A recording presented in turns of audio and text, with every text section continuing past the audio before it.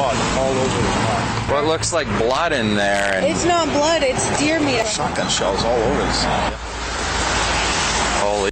In today's video, I'm going to be reacting to Routine Traffic Stop Uncovers Killer Mom by MN Crime. Let's jump right into it. In all the cases we've covered on this channel, this case is by far the most upsetting we've come across. What follows is never-before-seen body cam footage as police make a routine traffic stop and discover a truly chilling scene. We'll also show you exclusive security footage, capturing the victim's last moments alive. But first, an investigative report on what led up to this tragic incident and the many ways it could have been prevented. 6 days later, on May 17th, receipts show Jalissa would purchase a shotgun with what was likely dozens of rounds, along with a revolver. The receipt even thanks her by name for the purchase. Just 3 days later, on May 20th, 2022, Jalissa would be found driving a vehicle that was missing a tire and had its back window smashed open. Officers would soon pull her over. Yeah, they got her here.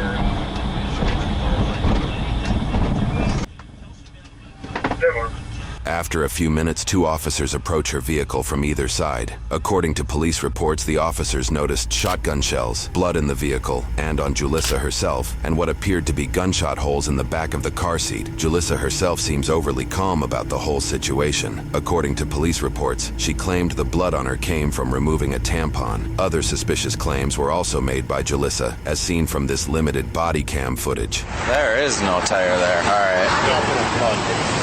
There's what? There's blood all over the car.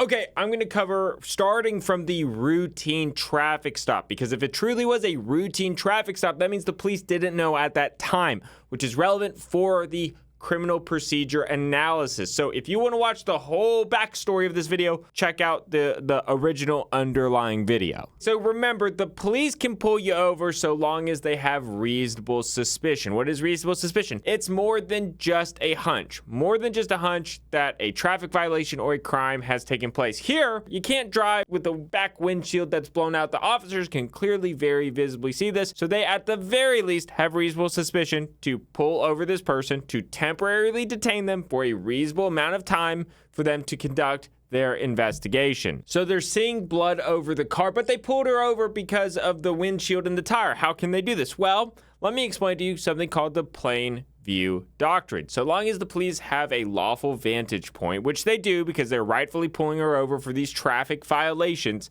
they can observe what else is going on, so long as they have a lawful vantage point. So here, the police can look inside the car. They're not searching through the car. They're just looking because they can see it.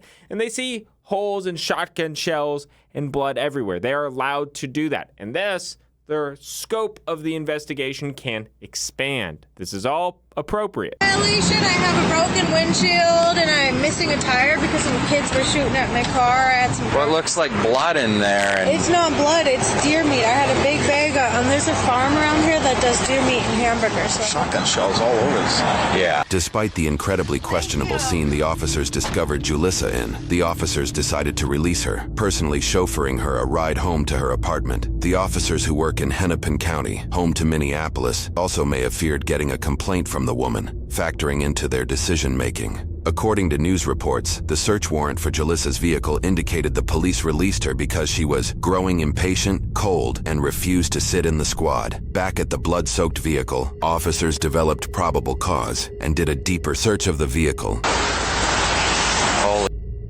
We got a body. All right. Okay, whoa. There's a lot that just happened here. They let her go. Additionally, the police are opening up the car, and then I think at some point in the future for this person to make the video, they get a search warrant. So let's address how they can open this car without necessarily getting a search warrant first, because this is all happening within a short amount of time. Well, you can search the car so long as they have probable cause. So after further examining the car, they felt like it was appropriate that they had probable cause. Now, did they actually have probable cause? I don't know. But if you're the defendant, the way you challenge that is in court, okay? And clearly their instincts were somewhat correct because they have found a body. So I'm very doubtful of the suspect's ability to suppress this evidence. Let's cover it. According to reports, officers rushed back to the apartment where they'd just dropped Julissa off. They discovered she was no longer there. She left a washing machine running with what was later determined to be filled with the clothes she was just wearing. Soon after, officers located Julissa leaving the area on foot, and she was placed under arrest. Officers then observed that she had what appeared to be brain matter in her hair. Based off witness statements and off the physical damage her vehicle left on the road, officers were able to track the past movements of the vehicle. Along this route, they found multiple locations where blood and brain matter had been discarded. One dumpster had a bloody child booster seat that had sustained damage from a shotgun blast. In another dumpster, officers located a backpack, blood, bone, and what appeared to be more brain matter. We've elected to not show the photos containing blood or human remains. In court, more shocking evidence would come out against Julissa. According to a source from CARE 11, these are some of the search terms from Julissa's browser history, which includes how much blood can a 6-year-old lose, how life insurance investigates a death claim, and how much does life insurance pay for a dead child. That's just disgusting. It makes me so upset. Okay, trying to be not emotional and talk about the law. Yes, once they get a search warrant, they are going to look at what you Googled, and that can be circumstantial evidence to your crime. I mean, look at these Google searches. It's atrocious. It's pure evil, okay? But the police have done everything correctly by this point. Among other searches, it was later determined that Julissa had shot Eli 9 times in the head and torso area of his body, likely while he was strapped in his car seat. Thorough work by police and detectives also uncovered surveillance video showing Eli being escorted by Julissa in the moments prior to his murder. The video, which shows the boy smiling and playing, would tragically be the last video of the child. At one point, Julissa's own grandmother and father even disagreed with the handling of the custody case leading up to the murder. Julissa's grandmother claimed Tori doesn't have a mean bone in his body, and said of her granddaughter Julissa that she is good at manipulating people, and I blame the court system for not helping her out. We all told the social workers that she needs to be institutionalized, not just for a month, but maybe for a year or more. But nobody listened. Julissa's father said, I gave the judge her detailed mental health history. I told him that she was displaying paranoia and auditory hallucinations. I said I feared for Eli's safety. It all fell on deaf ears. Julissa did not mince words with how she felt about the situation. Ms. Stoller, you have a right to speak this morning if you'd like. You don't have any obligation to speak, but if you'd like to choose to speak, now is the time to do it. Yes, I would like to say something. Go ahead. I'm innocent. You all, you're garbage. That's all you're on. All right. You know what?